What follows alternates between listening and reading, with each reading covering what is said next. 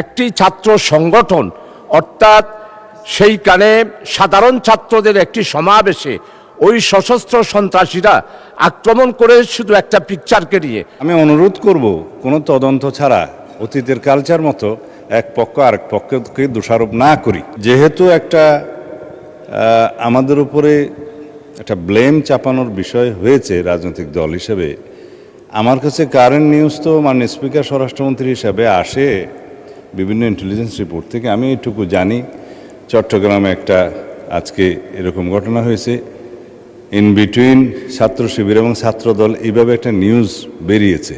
প্রকৃত ঘটনা জানতে গেলে আমার একটু সময় লাগবে। আমি প্রয়োজনে সেটার উপরে 300 বিধিতে বিবৃতিও দিতে পারবো। তবে একতরফাভাবে ব্লেম আমি যেমন দিতে চাই না, মানে সদস্যরও উচিত নয় কোনো ইনকোয়ারি ছাড়া একটা রাজনৈতিক দলের উপরে আক্রমণ হয়েছে ইত্যাদি।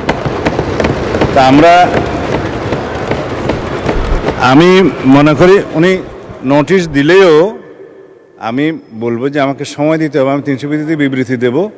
আর আমি অনুরোধ করব কোনো তদন্ত ছাড়া অতীতের কালচার মতো এক পক্ষ আরেক পক্ষকে দোষারোপ না করি।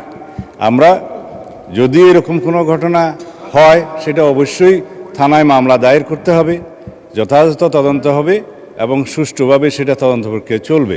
তো ইনকোয়ারির আগেই যদি আমরা পরস্পরকে দোষারোপ করি, এই কালচার থেকে আমরা বেরিয়ে যাই।